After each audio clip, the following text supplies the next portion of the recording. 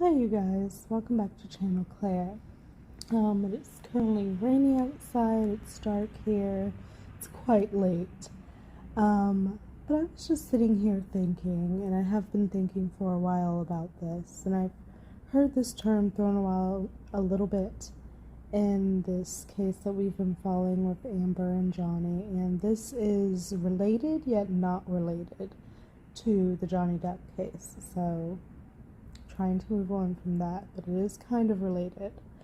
But what I wanted to kind of talk about was cults and cult like behavior and what makes a cult and the charismatic leaders that manage to brainwash people into doing all types of acts, to the extremes of Manson, where he's brainwashed these people to do acts on his behalf of actually taking people's lives, multiple people, to on the lower spectrum of possibly, different smaller niche cults that we probably, in these towns that we probably don't even know about. But it really did just kind of make me think, especially with I don't want to say the whole Me Too movement is a cult, but I feel like that I have been realizing some cult-like behavior when I looked at the definition, and especially with the supporters of Amber Heard, and being the charismatic, charming, manipulative narcissist that she has been to entrap people, very, very wealthy people, throughout her lifetime, that has helped her boost her to where she was and has now fallen from. So what is a cult? There's multiple definitions when I look them up. The first one is a system of religions, it says a system of religious variation and devotion directed toward a particular figure or object. So that's cult in like a religious sense, and we've seen a lot of that. We have a relatively small group of people having religious beliefs or practices regarding by others as strange or sinister. So, for an example, a network of Satan worshippers. So then the next definition is a misplaced or excessive admiration for a particular person or thing. So the next one is a person or thing that is popular or fashionable, especially among a particular section of society, like a cult film. So I'm sitting here thinking, and I'm like, okay, I can see this on both coins. Especially in the situation that we have witnessed the past 6 weeks and the past 6 years of what's going on with Johnny Depp and all. The divisiveness that there's been of people starkly being on AH's side versus being on Johnny's side. And I feel as if the people on Johnny's side are people who have experienced what he went through and relate to having been tortured for years. And then, on top of that, having someone lie and say that they were the victim of said acts, when we have proof that is in fact not what happened. So what concerns me is when I see these people still out there supporting certain figures, in which it seems very cultish to me. A misplaced. I don't feel like Johnny fans are, people who have supported men speaking out now and being able to have this different perspective out here, where before it was believe all women. Whatever women say, we have to take that as it is, and the man is automatically outcasted in the public, and that's just it. versus now we know, okay, maybe we need to take a beat, listen to what's going on, and try to see all sides to what actually happened. But a misplaced excessive admiration for a particular person or thing, it really struck me. It really, really struck me. What classifies as a cult? A cult is a group or movement held together by a shared commitment to a charismatic leader or ideology. Now, where I see ideology, I think about like the mainstream media and the fact that they are pushing this ideology that a woman cannot have possibly, been this abuser that it has shown that a certain person is. Could not possibly. And they refuse to publish the actual truth of what happened and blatantly say, hey, this person lost, they were lying, and they in fact are the abuser themselves. So it's very hard to find that in mainstream media because they're so hard pressed on still doing this, the woman's right, the woman's right, the woman's right, the woman's right. And that's just not fair. That ideology that just does not make sense. It doesn't make sense. Everybody, no matter what your gender, can experience horrible things and should have a chance to be heard. It has a belief system that has the answers to all of life's questions and offers a special solution to be gained only by following the leader's rules. So, in a sense, I'm seeing, like, in this case we just went through, where we see and saw and heard the truth with our own eyes, yet you would go on social media and you have these people saying the direct opposite, refusing to see the truth and twisting everything that we've heard to somehow be the solution of what they wanted and what they wanted the goal to be shown as their leader, AH. And it's just like, I guess because I feel it is misplaced, I'm seeing it as cult-like behavior, but I'm just like, I know they could probably twist it on us, but I just don't think that that's factual. What are the characteristics of a cult? Specific factors in cult behavior are said to include manipulative and authoritative mind control over members. I've seen a lot of that, you guys. Communal and totalitarianistic organizations. These people were literally grouping together and had groups of people, doing self-harm or some crazy foolishness. They were getting into groups to try to take down, like just now recently, they're trying to take down that umbrella guy. They organize groups where they sit there and just literally, AH's whole team and PR have put together this whole PR social media campaign that they are then trying to say that Johnny has, and all these bots are out here spreading these lies and misinformation. I mean, it's just aggressive pro-centralizing systematic programs of indoctrination and perpetuating in middle-class communities. Yeah, I'm seeing a lot of this, you guys. I really am.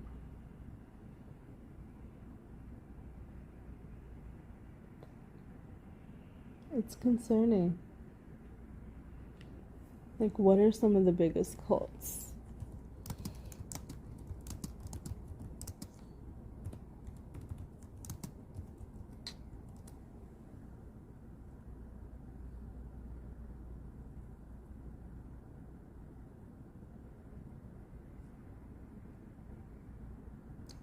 These are the 16 scariest cult stories of all time.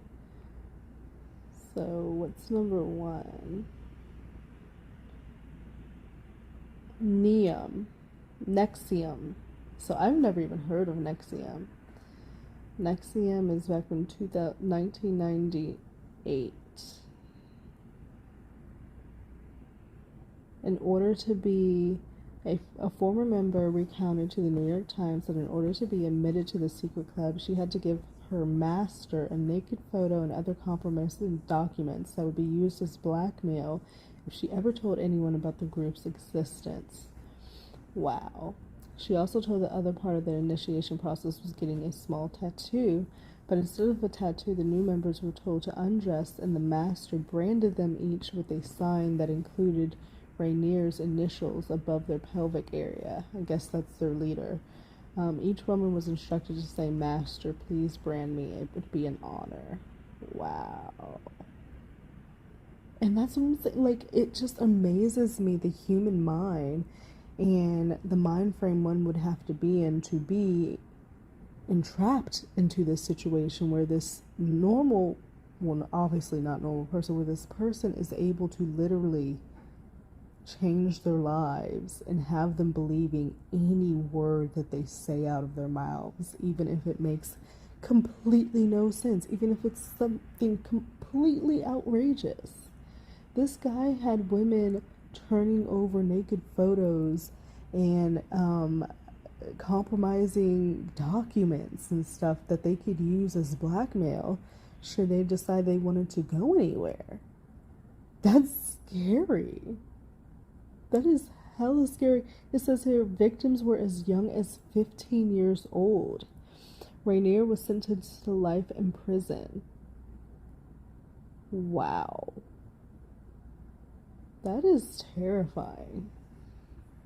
To be in that mind frame, to be able to accept that treatment and, think it's okay and get wrapped up in it, and then to be that leader, how wicked and, manipulative would you have to be?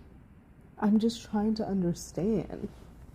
And typically these people go after people who are more vulnerable, maybe don't have as much of a supportive family system, or like they're seeking something, maybe lonely, or I don't want to generalize it, but maybe that would be, if you're in that type of situation, you would be more susceptible to being indoctrinated in a cult. But these are outrageous things, being branded, turning over compromising things that, someone could use against you. Crazy. Angel's Landing. Angel's Landing is the name of a 20-acre compound out of sight of Wichita, Kansas, where Lou Castro and a small group of people lived, inexplicably extravagant. Oh, so they were like, he was taking care of his little people. This is in the early 2000s. They were convinced they were angels who could look into the future and know when you were going to die. Already suspicious of Castro's luxury vehicles and money that no one could explain, there was no paper trail. Local law enforcement took an active interest when Patricia Hughes, a member of Angel's Landing community, tragically turned up dead on the compound. See, like, I don't even understand. So this guy, I've never heard of this one either. Like, they were very wealthy. There was no paper trail on this guy named Castro. Apparently somebody passed Patricia Hughes in 2003 on the compound.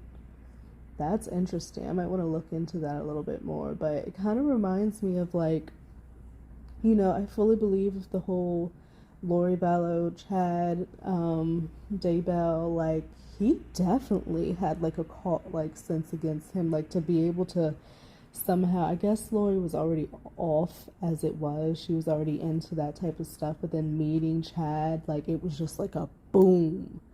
And it took her down a road that she just could never return from. Like, I fully blame her for what she did. I'm not trying to take any, like, heat off of her. Like, she deserves what she deserves, obviously. But I do feel like Chad was this charismatic type, cult leader type that manipulated her mind, where you, like, I don't want to ever call anybody weak-minded, like, because I'm weak-minded, but I don't ever want to call anybody that, because you just never know. And it's so interesting. That's why I'm like, looking into this because the human brain and mind is fascinating. It is so fascinating, you guys. Like, we can block out whole parts of our lives and memories to the point where, like, it's never even happened. And it's just so crazy to me. It's so crazy to me. But I definitely think that Chad had a big part in Lori's demise and what ended up happening to JJ and Tylee, which is just incredibly, incredibly sad. And it's just evil. It's just evil. And Chad possibly, murdering his wife, and Lori murdering her spouses, and the brother turning up dead. It's absolute madness that we have going on in our world. So that's interesting. Patricia Hughes, and they were living very wealthy. Angels Landing, they're believing that they were angels, that they could look into the future, knew when you were going to die. Like, that's intense. That is intense. What else? Children of God. Initially called Teens of Christ. Oh no, not the kids. Children of God were founded in 1968 by a rogue preacher, David Berg, in Huntington Beach, California. He would attract young runaways and hippies. See, vulnerable people who didn't really have anywhere to go, looking and seeking for something more in life, wanting to be a part of something. He preached a kind of worship that combined ways of Jesus Christ with the free love movement of the 60s. Group living, zealous prosperization, and isolated communes were pillars of the Children of God Church. Oh, they were like 60s. I'm sure they were doing all the fucking shit. Free love movement. Oh, I'm sure there was all types of stuff going down on the communes, like group everything. Like, I can imagine that was freaky. Members who amounted to 15,000 people across the world at its peak. 15,000 people, you guys. That's massive.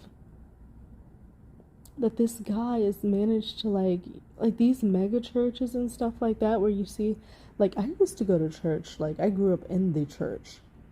We went to church pretty much every Sunday.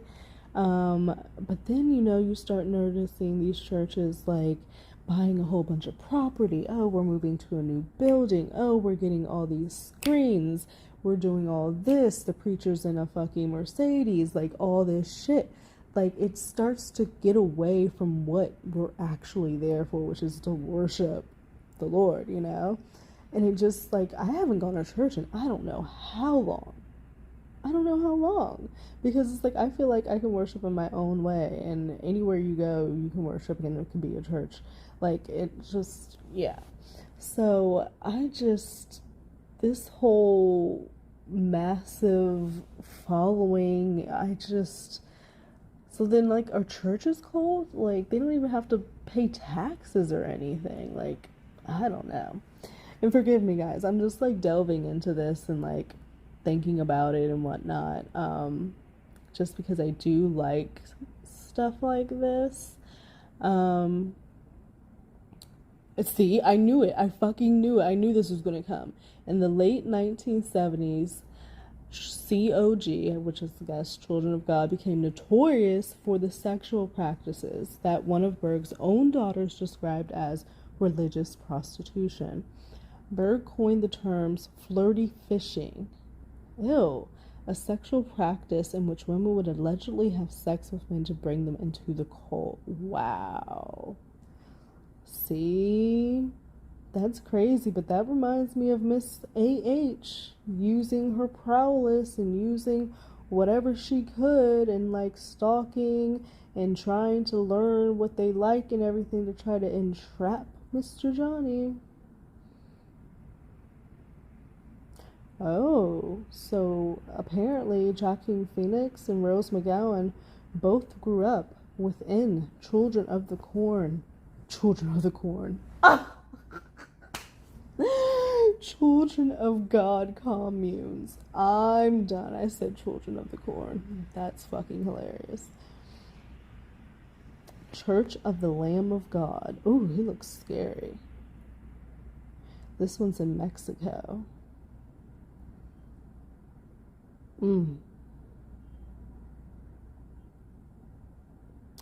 LeBaron convinced his followers that he received direct instructions from God. Like, I just feel like, yo, if someone were telling me, yes, I'm speaking with God, he's telling me that you need to follow me and give me all of your belongings and give me all of your life savings and run away with just the clothes on your back and come live with me on this commune and I'm going to show you all the answers to life, I would be like, what?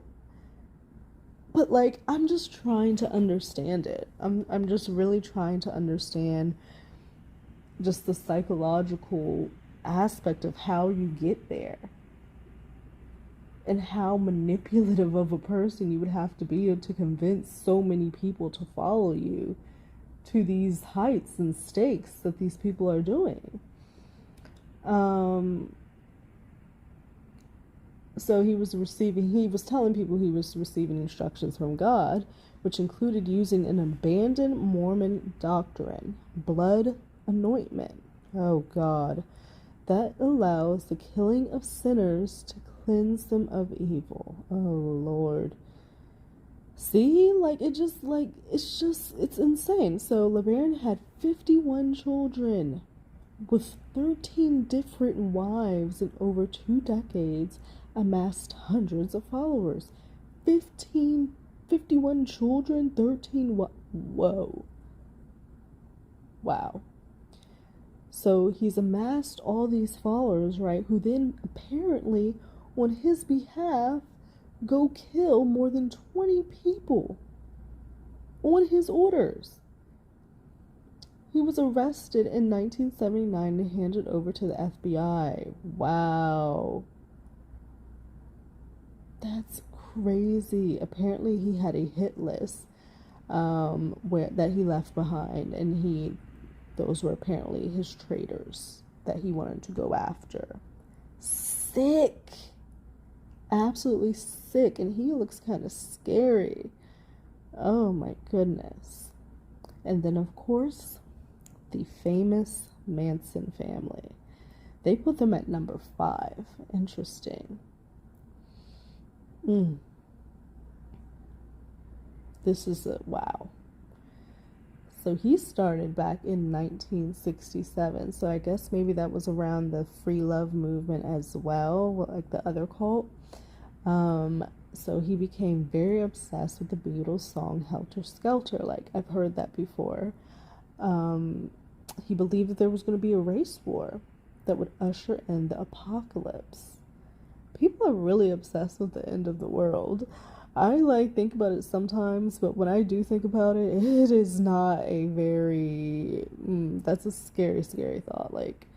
And I guess we should not live in fear. Whatever's going to happen is going to happen. No matter what you're going to do is going to stop what the fuck goes down. You can't run, you can't hide. Like, it is what it is. It's fucking rap.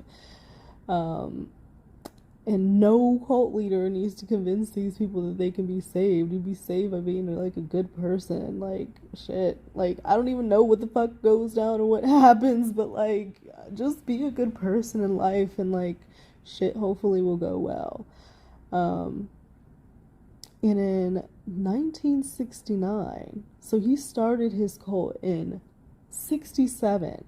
And by 69, 2 years, he's amassed this following of people and has brainwashed them and manipulated them to the point so much where he was able to, 2 years later, send in a group of his followers into a house in Benedict Canyon and told them to kill everyone inside.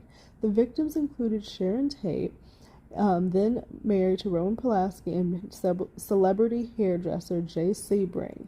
The next night, Manson's murdered Rosemary and Lena Labricia at their home in Falaise. So they were going just home to home killing people just because Manson said so. Just because they were afraid of this apocalyptic race war. What does one even have to do with the other? Like, it's not funny, but I'm just like, what does one have to do with the other? Like, how did he manage to connect these dots and make people think, like, oh yeah, that makes a lot of sense. That makes sense to me. Like, yeah, I'm gonna go into this house on your behalf and kill all these people because you told me to. So you go from house to house. So apparently he was doing this in order to kickstart this helter-skelter concept of this racial apocalyptic war. But other people think he started with the Tate House because it belonged to a music producer who refused to give him a record deal because he was a singer and wanted to sing. And it's just like, oh my God, just because you didn't get your way.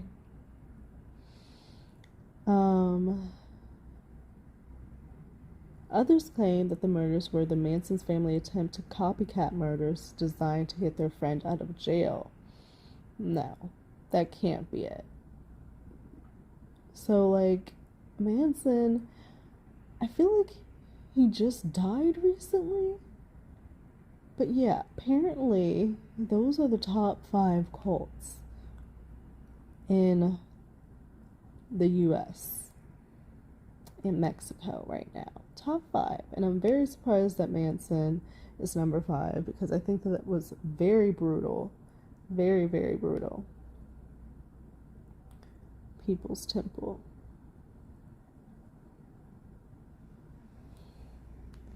Jim Jones. Oh man, yeah. I'm gonna look into that as well. But yeah, you guys, that's something that has just been on my mind. I've just been very curious about the psychological aspect just because I have been following this case so long with Amber Heard, and clearly there is something mentally wrong with her.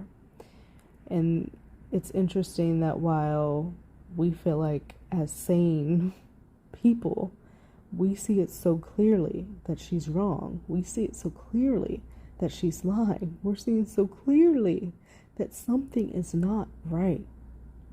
Yet there is a group of people that have somehow aligned themselves with this woman.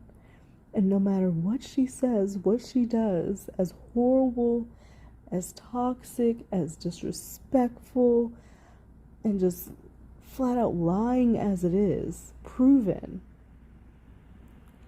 they still are behind her. They still are behind her. They don't even know this woman. I know I don't know Johnny, but I relate to him because of experiences. I relate to him and believe him because of the evidence. You know, but we just went through a whole trial of evidence showing that she's literally lying. A jury of our peers has proven that she was lying with malice, and still our media refuses to say it. We have some articles here and there, but not like those major mainstream networks. They won't do it.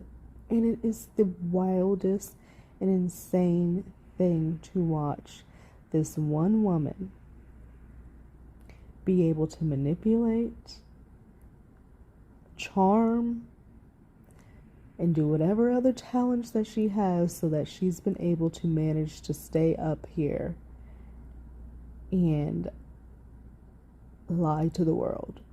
And it's just okay. Apparently there's a hearing coming up this week so that, you know, they're going to settle and finalize what the payments should be and everything.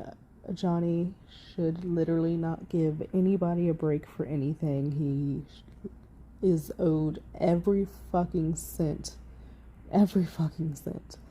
So it's going to be interesting to see what happens with that. Apparently 30 days out. She has like 30 days to then file the appeal or whatnot. So we'll see what happens there. But let me know what you think. Am I overreaching in thinking that some of these people, or feeling that supporters of AH or followers of this whole Me Too situation, which now we know is just complete and utter BS, because you have these people using it to just boost their careers, and it's become like this money-making thing in my eyes, quite frankly. Is it cult-like? Is it cult-like, or is it just people being fucking blind and trolling us? Something that's been on my bucket list is to watch the Hulu documentary, The Deep End. And The Deep End is about a woman named Teal Swan. And she's a spiritual leader. She has this inner circle, and it's very questionable how she's getting her followers and her practices. So I've only just touched the surface of that. I'm very interested to watch the documentary and just find out a little bit more about her, because these type of people really fascinate me. That's the best word I can describe. Like, it's an interest. Like, it scares me at the same time, because I'm like, oh my goodness, like, these people, how do they manage this? They, like, I would never want to be around them, because I would just feel like I would be hella manipulated by them, my goddamn self. But it interests me, and I can't wait to see what's going on with Teal Swan, and take a dip in the deep end on Hulu. So we're going to be talking about that a little bit and my thoughts on her. But I will catch you guys in another video. I hope that you have a lovely Thursday. It is Thursday now, how late it is. But enjoy it. It's Friday Eve. It is very stormy here, but I am going to get some rest, and I hope you guys will too. I'll catch you later. Bye.